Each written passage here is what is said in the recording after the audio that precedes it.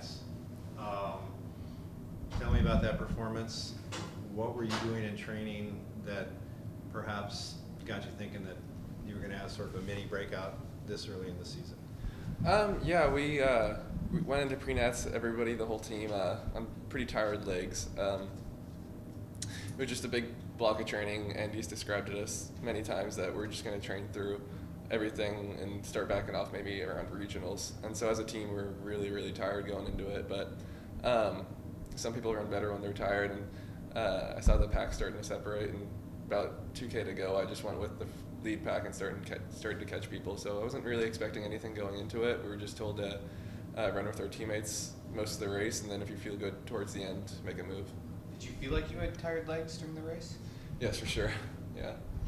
So what do you think that says about what you can do when you're not feeling tired? I think it all depends. Like sometimes it's just running, I guess. Sometimes you'll be on tired legs and you run well, and sometimes you'll be totally rested up or something and not run well. So it just running's an everyday thing and just changes. Some days you can't explain why you ran well, and some days you can. But I think it was just really fortunate to run well that day, and our whole team as a whole ran well. It was pretty good though, yeah.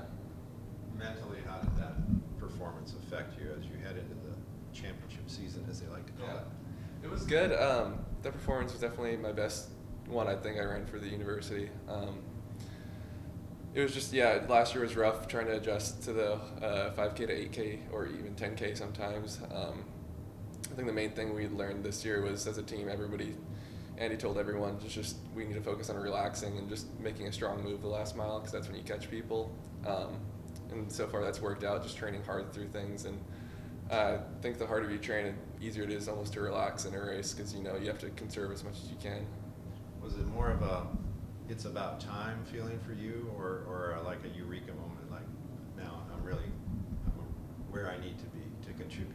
I definitely wanted to finish as low as possible. I didn't think I was going to get fourth, but I really felt like I was contributing that day to the whole team.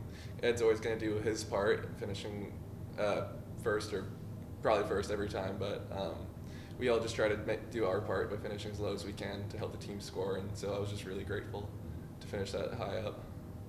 Last season, you came in with such high expectations coming off that prep season that you had. Evaluate your season as a freshman and how you think you did. As a freshman, I think it was a typical freshman year. You come in just trying to adjust and figure out the whole college lifestyle, living by yourself. Not everything's as structured as it used to be at home. But I think it was good for me to have such a crazy year of training and ups and downs. It was good because now I know what to do this year. Training this year has been a lot more consistent than last year. Last year, every other week I'd have to take a day off or something because I'd tweak a little something in my ankle or just something random would come up. But this year's been really consistent. I think I've figured it out for the most part, how to stay consistent, but then again, it's running and anything can happen. You had such a strong finish to the track season this year. How much did that help you coming into the cross-country season? It helped a lot. I knew last cross-country season it's not what I wanted to do. It was just hard adjusting to running with a lot older guys and a lot stronger guys, honestly. But indoors came around, and I struggled at the beginning of that one as well. But me and Andy talked about it, and it was just a problem of relaxing in races, I think. And towards the end, I started to come around, and then same thing in track season. I struggled a bit at the start, but I think me and Andy finally figured out each other towards the end there. And what are your expectations for the rest of this season? You just talked about Pac-12s, but maybe go even further than that, and what you think you can do at NCs. I think the main focus would be staying healthy and getting everybody that we had at PreNats on the line at NCAs, because it's not just right around the corner. There's still a little bit of work to do, which is always a crucial time, because if you get hurt, you can't run the thing. So if we can get everybody to the line healthy, I guess just come off of the PreNats performance and just finish as high up as I can, be hopefully another low stick with Ed. As a 1500 guy, how hard is it to run cross country to run an 8,000? Yeah.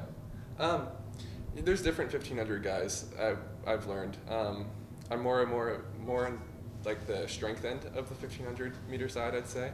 A lot of guys don't like the high mileage and stuff. I tend to do a little better on the higher mileage side, and somehow that keeps me in the 1500 meter range. So yeah, I think it just helps because it'll help overall, because a fast 1500 is just as tough in the middle as a 8K, 3K to go. So it's just different. 1500 is a lot faster. I feel like if you have speed and endurance, might as well use it in both. You mentioned Ed earlier, saying Ed's going to do what he's going to do. What have you learned from a year plus of training with him? Definitely consistency. He's always at practice early. Always has his schoolwork in on time. He's always just focused when he gets here. He's definitely the guy to look up to in that aspect. It just shows what he went from high school quality to international quality through college just by not missing a workout almost. And so I couldn't think of a day that he hasn't missed at practice. Going to nationals, can you tell me more about what the team morale is like right now? I think the team morale right now is just to work hard. We know the work's not done. We can still improve from our PreNationals performance.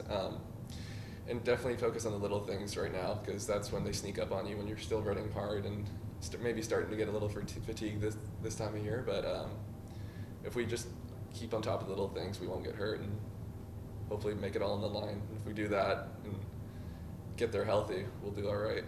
As in, are you happy or stressed, that kind of feelings?